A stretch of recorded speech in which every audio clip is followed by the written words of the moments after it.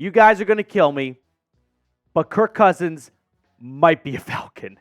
We got a very juicy rumor from Mike Florio at Pro Football Talk, and he thinks that Cousins might be packing his bags and finding a big house on Lake Lanier, moving down to Atlanta, and setting up shop with the Falcons. Let's get right into it. Here's what Mike Florio wrote in an article last night.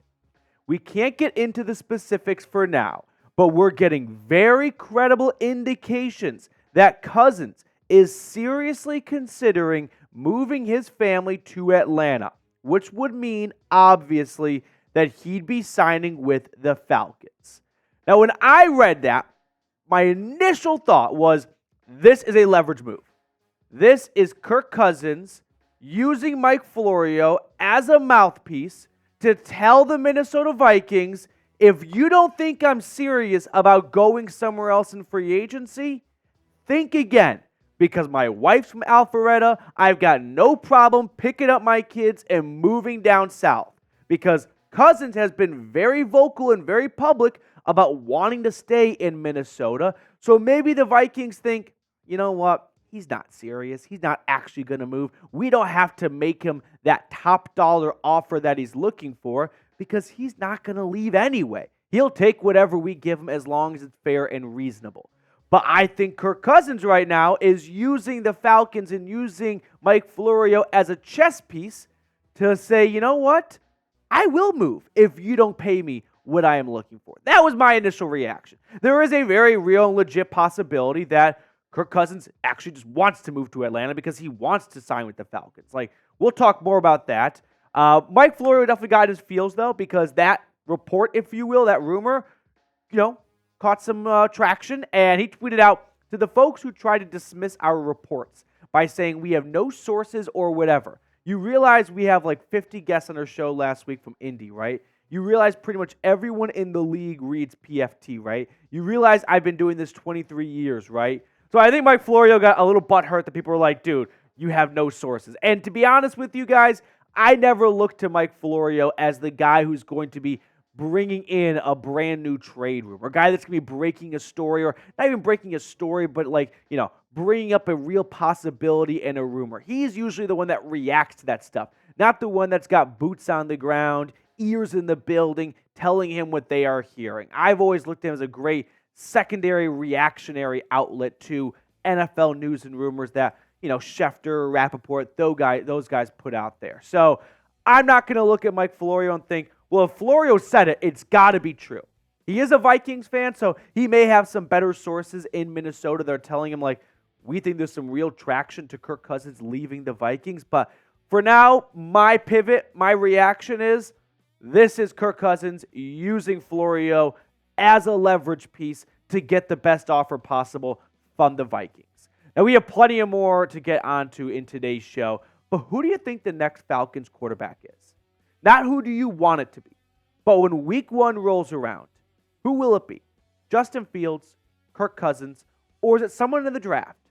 I love how I didn't even entertain the option of Taylor Heineke or Desmond Ridder, because there is a 0% chance one of those guys starts week one. Personally, I still think it's Justin Fields. Not because I said Fields is a Falcon. I don't think I've ever done that before and been inaccurate, so I'm feeling pretty confident, but I still think Justin Fields is a Falcon because for one reason primarily, which is go back to Kirk Cousins. I think Kirk Cousins wants to stay in Minnesota. The Minnesota Vikings want to keep Kirk Cousins. Kevin O'Connell at the Indianapolis NFL Combine said, we want Kirk to stay in Minnesota. So when both sides want something to happen, I think they're going to find a way to get it done. Maybe one side budges a little bit. Now, I am definitely, open to the possibility of the Vikings are going to draw a line in the sand and say, we're not going to go above this offer, because maybe quietly they're like, you know what? It might be a blessing in disguise if Kirk leaves because we really want to go draft a quarterback. They were reportedly trying really hard last year to move up in the draft and get Anthony Richardson. That didn't happen. And maybe this year they won't find anyone to move up with, so they're going to fall back to Kirk Cousins again. But when both sides want something to happen, what usually happens? The end result is everyone gets what they want. But going back to Justin Fields, I have heard a lot that the Falcons' number one guy is Kirk Cousins.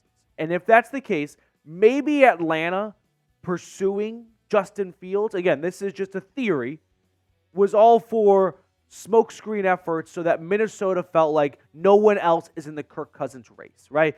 If they're looking around the league of, all right, who are we competing against? Because we don't want to start bidding against ourselves.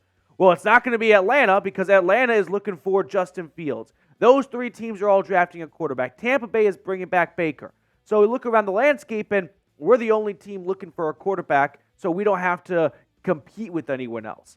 Although maybe the entire Justin Fields trade saga with Atlanta was just a smokescreen, so the Vikings felt like they could kind of sit back a little bit, and all of a sudden the Falcons could swoop in at the last moment and get Kirk Cousins.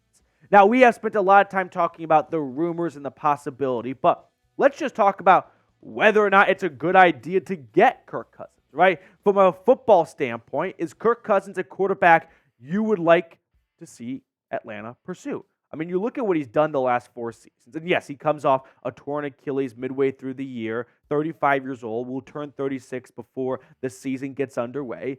But he was on a tear to open up the 2023 season, coming off 4 straight 4,000-yard seasons. I mean, that's just a very casual thing that if it wasn't Kirk Cousins, I think we'd all be, on our knees a little bit more. But because it's the guy that couldn't win in prime time, and it's because the guy that gets all the jokes because of the early portion of his career, we sort of overlook what's been the best stretch for almost any quarterback the last couple of years. I mean, he's right up there with some of the greats over the last few years. Yeah, he's not up there with truly Patrick Mahomes, but if you do a blind quarterback resume, I bet you would be shocked to see what kind of numbers Kirk Cousins has put up. And then you toss in, if Kirk Cousins was on the Falcons in 2023, this team would have won the NFC South. Like, if Kirk Cousins plays the entire season, he does not get hurt. Look at what his stats were compared to Taylor Heineke and Desmond Ridder combined. And Kirk Cousins only played 8 games. He played half the games that those other 2 quarterbacks did and threw far more touchdowns and way less interceptions. Like, if Kirk Cousins was on the Falcons, I have no doubt that that team would have at least gone 9-8, made the postseason, and, I mean, who truly knows from there? But I'm not heavily opposed to signing Kirk Cousins. Is he my number one guy? No. I like Justin Fields, and I've said before why, but to sprint through it one more time, I like the age element for Justin Fields. I like the fact that he's not coming off a torn Achilles at the age of 35. I also like that you don't have to pay him $90 to $100 million. But at the end of the day, the Falcons have to get the quarterback position right, because they are about to truly slip off in a cliff here of spiraling out of control, going through quarterback hell, if they go from Mariota to Desmond Ridder to Taylor Heineke to getting this next guy wrong. We're talking 4 starting quarterbacks in the last 3 seasons in the end of the Matt Ryan era that was all suboptimal quarterback play. So if paying Kirk Cousins $90 million ends that skid, so be it. Now, here's what I project Kirk Cousins gets in free agency. This is just my projection. 3 years, $135 million. That's an average of $45 million a season. Guarantee $90 million of it, which basically makes it a 2-year, $90 million contract and an average of 45. I feel like at his age, he can probably get one more 3-year contract. I don't see any team latching onto him for much longer. Would not be surprised if it's a 2-year, $90 million contract, but because we have 2 teams bidding over him right now, maybe he's able to sneak a 3rd year into that contract.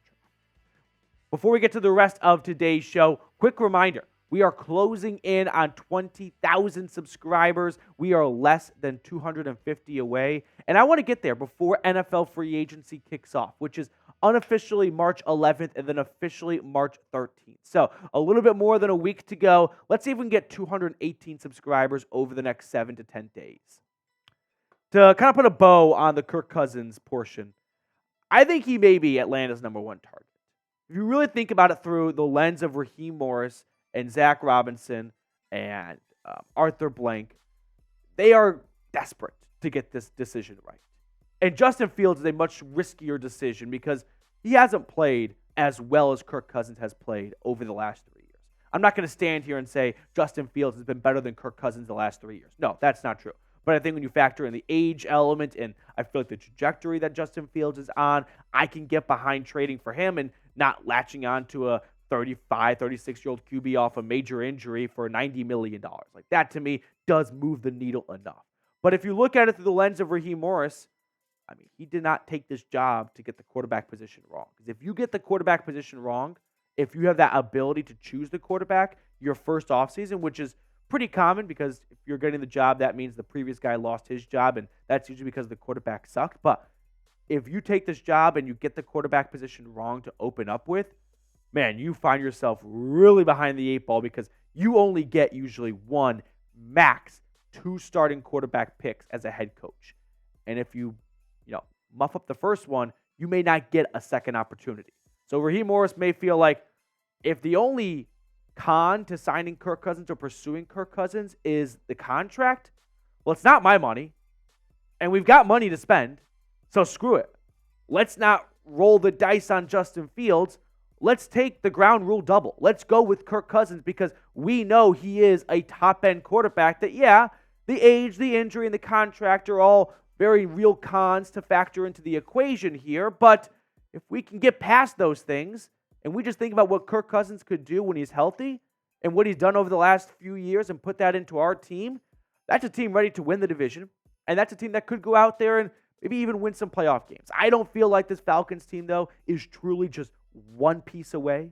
I've got some other concerns like the pass rushing position, the starting cornerback opposite of A.J. Terrell, like the wide receiver room after Drake London. If this team had a couple more of those question marks answered, then yeah, let's roll with Kirk Cousins because they could really go into the playoffs and go on a deep run. But they're not a team that won 8 or 9 games last year. They're still a 7-win team. They've been a 7-win team for a long time, and I don't quite know if inserting Kirk Cousins changes that to a 10, 11-win team that goes to the NFC Championship game in year 1 or something like that. Now, I do want to share a quote from Zac Robinson, the Falcons offensive coordinator, because a little while ago he was asked what he looks for in a quarterback. And here's what he said. When you look at that position, that's got to be the most competitive guy in the room. They've got to have mental, physical toughness. They've got to be able to think. They've got to have mental capacity. They've got to be able to throw the football accurately. They've got to have the inventory of throws, pace, touch. They've got to be able to drive it when they need it. This is the most cliche description of every good quarterback ever. And I know people have really latched on to, well, Zac Robinson comes from the Sean McVay tree. You know who else comes from the Sean McVay tree? Kevin O'Connell. You know who Kevin O'Connell's quarterback is? Kirk Cousins. Zac Robinson wants Kirk Cousins. Call me crazy. I don't think a first-year offensive coordinator who's been in the league as an NFL coach 5, 6, 7 years gets to have a major voice in the quarterback decision. That one seems a little bit above him. I think Zac Robinson, as a first-year offensive coordinator, is going to be happy to work with whatever quarterback Raheem Morris and Terry Fontenot choose. I'm sure they'll take his input, but I don't think it's going to be the three of them sitting down going, all right, we're all going to have equal votes in who this next quarterback is. No. I feel like that's probably a little bit too early for Zac Robinson's career. And as for the idea of, well, you can make the connection, Zac Robinson, Sean McVay, Kevin O'Connell, Kirk Cousins. Guys, he's never worked with Kirk Cousins. Let's not act like just because you're the second cousin of your coach's tree that it's going to be a perfect marriage or a perfect fit. I think sometimes we get a little bit too lost in the coaching trees and the schemes to believe like, well, this is a no-doubter. It's a slam dunk. Yeah, Kirk Cousins has had success in Kevin O'Connell's offense, which is, deriving from Sean McVay's. And I'm sure we'll see similar things with Zac Robinson's offense. But I think we're too many Kevin Bacons away from acting like, all right, this is a no-doubter that Kevin O'Connell and Kirk Cousins, that's going to be replicated with Zac Robinson in Atlanta, all because of the almighty Sean McVay at the very top of the food chain. Before we get on out of here, I want to ask a question that kind of leads into what tomorrow's episode will be, which is, do you want to trade up for a quarterback? Dane Brugler from The Athletic put out a new mock draft, which I'm going to react to in tomorrow's video, and he had the Falcons making a splash move. So give me your opinion. Do you want to see Atlanta give up assets to go up and get a Drake May or a Jaden Daniels?